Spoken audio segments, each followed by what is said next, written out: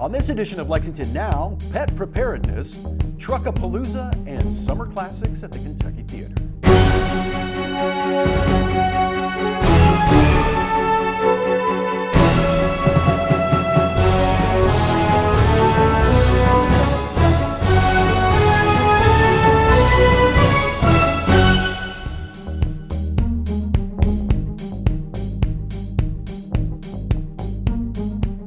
I'm Neil Noah. Welcome to Lexington Now for the week of May 22nd, 2023.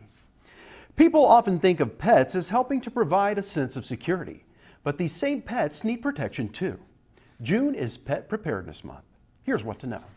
I oversee the fundraising and the foster care team here and engagement and outreach, and that's a big part of what we do at the Humane Society is educating the community. And when things like this come up, we want people to be prepared. So this is a great segue to talk about June being Pet Preparedness Month. The best way to be prepared is to have a plan. And so we always encourage people to make a plan for their pets in case an emergency strikes. No one wants to think about it, but you do want to be prepared in case it does happen.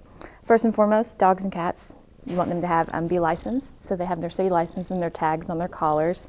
And if that's not the case, especially with cats, we strongly recommend that they're microchipped, and that will have the owner's contact information if they were to get out or get lost. Check around local lodgings, pets, or hotels, motels, see what is pet friendly. If you do have to travel and leave your house, see if you make sure you can take them with you because they are a family member. Having an emergency kit for them with supplies, food, treats, medications, collars, leashes. For cats, you want to make sure you have a carrier prepared for them. Then we always recommend, if you do have, even if it's one pet or several pets, some sort of sticker on your door or your window letting emergency teams know that you do have pets inside, how many you have, what types that you have, so they can expect whether it's a bird, a snake, dog, or a cat. And we never want to think of anything happening, but if it does, as long as you do your research, have a plan to follow, we can ensure that the pet will stay with you and remain a member of the family. Let's see, for a dog, you definitely want to have spare collars and leashes, a harness to make sure you really have them contained, even a blanket, their favorite blanket or something they're familiar with, treats if they're on medications, anything like that, a cat, maybe some toys, a brush if it's a long-haired cat just like her. Who knows when disaster strikes, maybe her fur gets tangled and she'll have to have that taken care of, a pair of clippers for the nails. So just the essentials, the things that you normally take advantage of that you have for them on a daily basis, but it'd be nice to have extras of them in a kit so that you can easily grab that and take that with you if you needed to leave your house or to evacuate.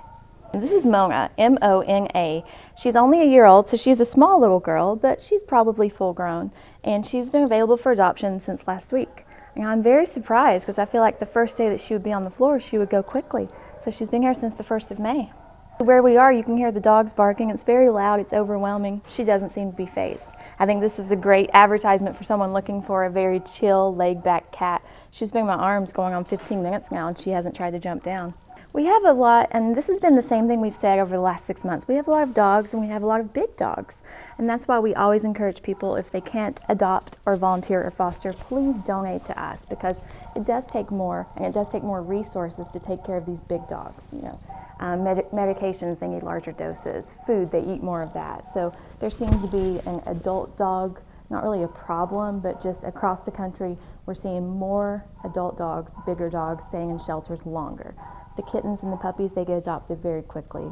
So we do encourage people to consider adopting adults when they are looking to add a family member to the home. And to do that, we're doing what we can to encourage people. We even have adoption fees lowered to $25 for big dogs. So yes, it's a fantastic deal. All of our animals, just like her, they're fixed, microchipped, vaccinated, dewormed before they even go up for adoption. So all that is included in the $25 adoption fee. We just launched our online boutique. So we're very big on branding and marketing. And so if people aren't able to adopt, maybe they can wear a shirt that encourages other ones to adopt or to check out the local Humane Society. All of the money goes back to the animals, 100% of the proceeds. So you can visit our online boutique through our website, purchase a cute shirt for yourself, a friend or a family member, and then it goes back to a good cause. And then it's practically summertime. That means we've seen an increase in kittens coming into our care. A lot of mama cats are having babies, and those kittens need to be taken care of until they can have surgery and be adopted. We'll have thousands of kittens come through these doors over the next several months, and we rely very heavily on foster parents to take care of them. So we encourage everyone, if you haven't yet, to sign up to be a foster parent through our website. It's a very easy commitment. You can sign up and help out for 2 weeks. You may love it and be a foster parent for at least 2 years, but it works around your schedule. We provide all the supplies. All you would do is hold a cat like this and provide the love and care and shelter. For more information, whether it's for foster care, to volunteer, or even to give us a donation, please visit adoptlove.net. You can find all of the information there. We're very thankful to have people that support us in what we do and support our mission. We will see an increase in the number of animals in our care over the summertime, so we are very thankful for those who help us out, and we definitely encourage people to continue to do so. If you've always wondered how the city's heavy machinery operates, we've got a family-friendly opportunity for you. Truck-a-palooza. Chrissy Balding has the details. Truck-a-palooza is a great family-friendly event for kids of all ages. We will have over 20 city trucks there for people to explore, climb in, just check out a little bit closer look at them. We will also have trucks doing a rodeo challenge, so showing off some of their special skills like being able to lift a dumpster. It's on June 3rd. From 10 a.m. to noon. We do have a pre-event sensory hour from 9 to 10. This is the 3rd annual Truck-a-palooza.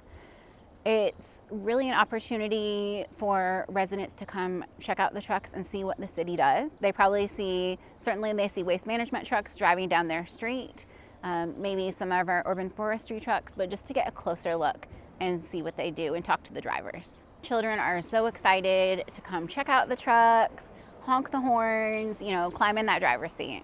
We have drivers who request to be involved because it is such a fun event and they really get to connect with residents. One truck that's always very popular to see is the bucket truck. That's the forestry truck that has the big bucket, and literally that's how people get up into the trees to do the trimming. And it's always really fun to watch. We'll have waste management trucks that will lift dumpsters, and you can see how that's a very specialized skill. We'll have a fire truck on hand, which is always a really popular one. In addition to the trucks, throughout the day, we'll have kids' crafts available. We'll have a scavenger hunt, and there'll be lots of activities.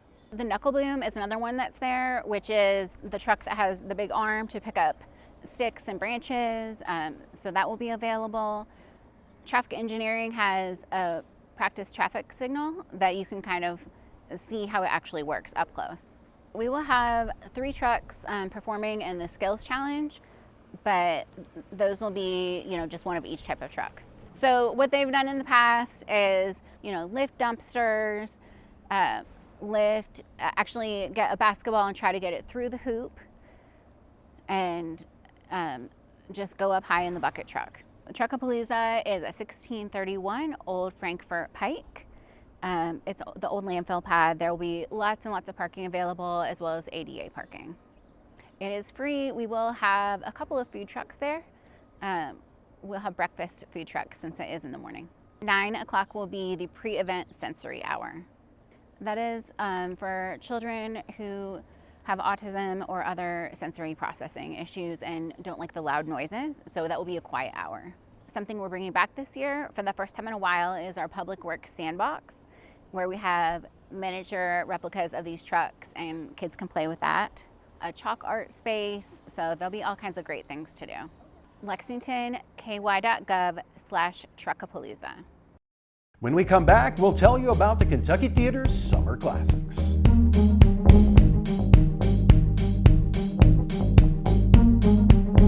Have 2 ways out.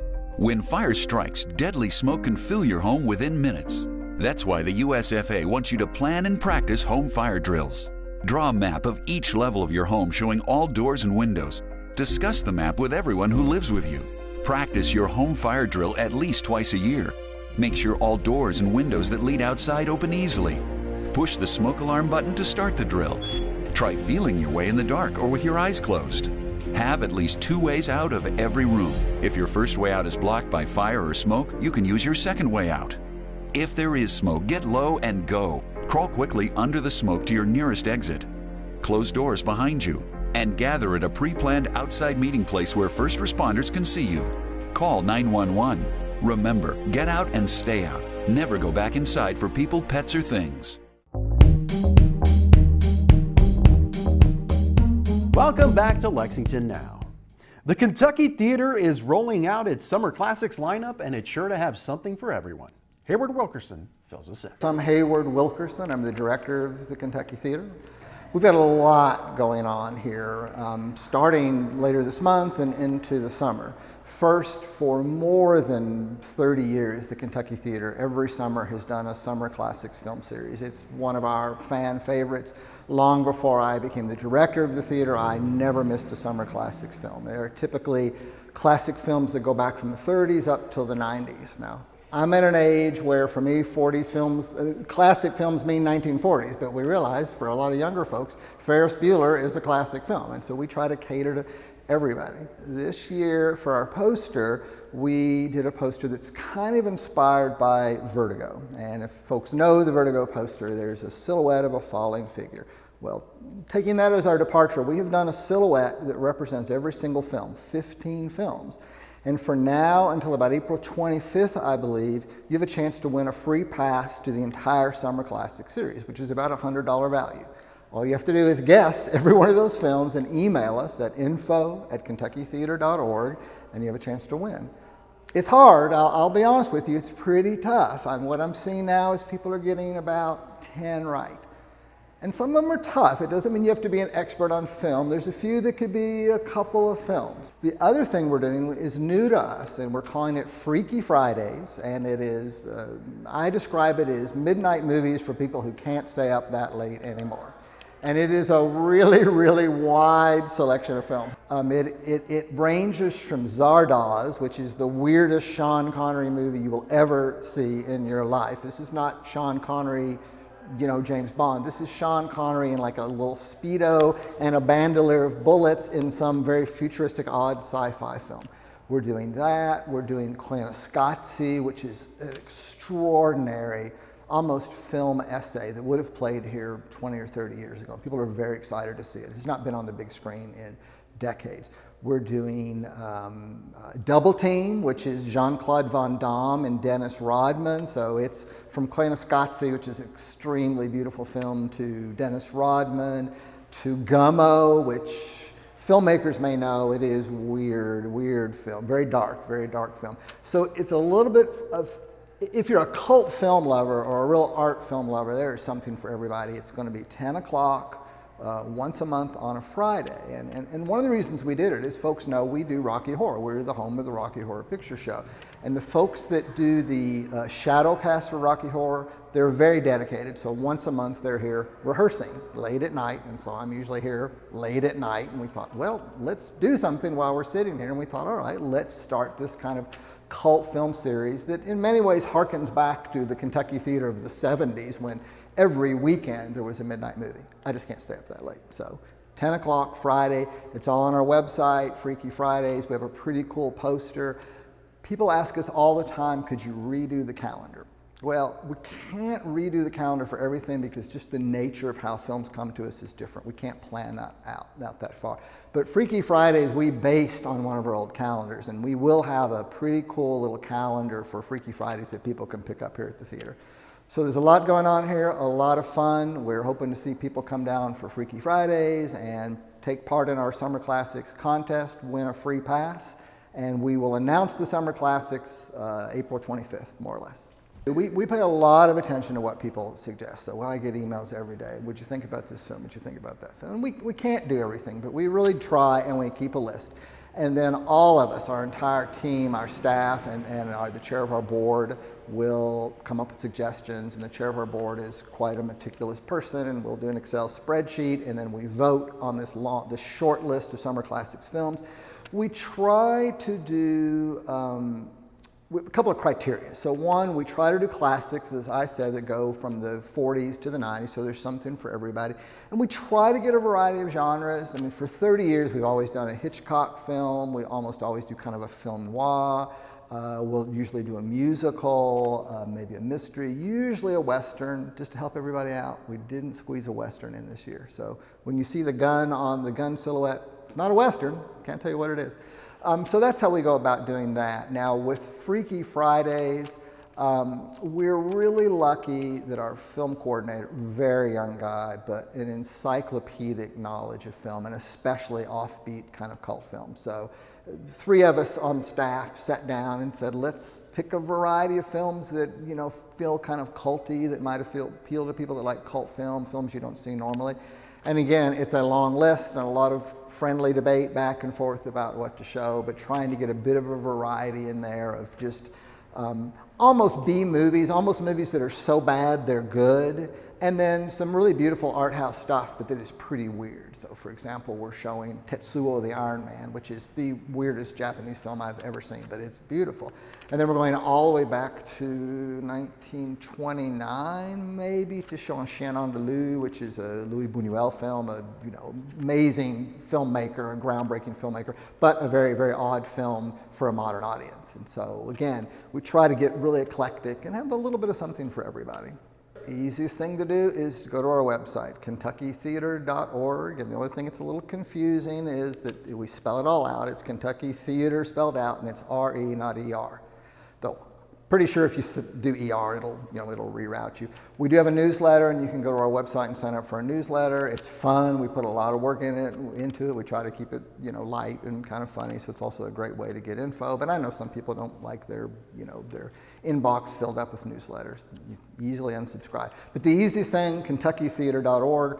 Call here, of course, but KentuckyTheater.org. That's the easiest way to see what we're up to. The Lexington Public Library has a calendar filled with fun and educational opportunities for your school-age children this summer. Ann Donworth tells us about summer at the library. I'm Ann Donworth. I'm the Director of Development, Marketing, and Communications for the Lexington Public Library. We are gearing up for Summer at the Library, which is a concentrated series of events in June and July, really designed for children and families to be able to come and have fun, free activities throughout the summer months, keep learning and having fun. The first week of June, we'll have our kickoff parties. So each branch, all 6 of our locations, will have a petting zoo. We'll have all kinds of different games. We'll have some book characters there as well in costume, and a few surprises. And then we have also a lot of our partners are going to be there talking about some of the activities that they have going on this summer. So the Bright Star Children's Theater will be here the 3rd week of June doing Aesop's Fables. That's always a really fun one. They do a great performance. We'll have STEAM activity, a STEM week. We have friends from the Newport Aquarium are coming down. This year they're bringing crocodiles. So if people are brave enough, I'm not sure whether they'll have the opportunity to touch them or not. I would not, but I'm sure other people will. But really the idea is to have a little bit of everything for kids of all ages. So most of those bigger programs are designed to be for all ages. Some of them skew a little bit older or a little bit younger. The best way to find out what age group is right for you is to visit our website at lexpublib.org. We will also have a series of individual programs that are really targeted for teens and tweens, as well as our general offerings through Destination Kindergarten for our younger friends. Most of these programs do not require registration, but you are always welcome to. That helps us get a good head count. But the best way to do it is to visit lexpublib.org. The second week of June will be our friends at Kentucky Down Under, down near Bowling Green. They are coming up. They're going to be doing some activities with kangaroos, bringing some animals in. They're always a really fun group to come in. And then the 3rd week is Bright Star Children's Theater. The last week of June is Designing and Engineering Bridges. So we've been doing a lot of STEAM and STEM activities. Building bridges is always one of those fun things. They're more challenging than you think. And then we will also be doing the Science of Skulls, so animal identification through that. The first week of July we'll be taking off for 4th of July week. And then our second week of July will be with dinosaurs. So we all have a dinosaur lover in our life. And then Hooked on Science, which is an annual favorite. Jason Lindsay, who is a meteorologist by day, he does a really great Hooked on Science session that's always really fun and interactive and really performative. And then the last week of July is our Newport Aquarium with the crocodiles. So School of Croc. The School of Croc will be available on first come, first served basis. They do have a maximum number of people that they can accommodate per session. I think really the fun part about these is that they are designed for everybody to have a little bit of a different experience. There's a different theme, so every week. There are also lots and lots and lots of one-off programs throughout the library system. So if none of these take your fancy, just take a look and find something that does. So some of these larger performances, they'll have up to 100, sometimes even 200 people, especially pre-pandemic.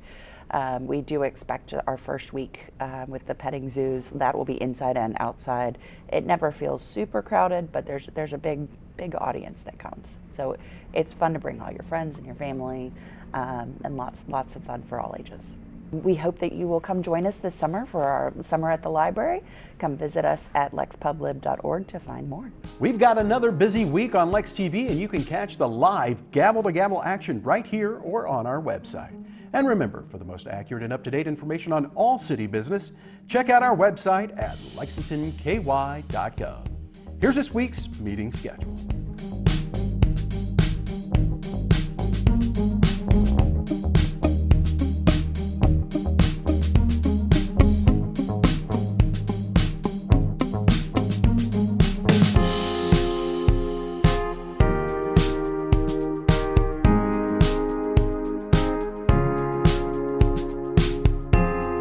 That's all for now, but as always, you can keep up with us on social media. Check out the latest traffic updates on Twitter at LexRex, or catch our live traffic cams on lexingtonky.gov. For all of us at Lex TV, I'm Neil Noah, and that's it for now.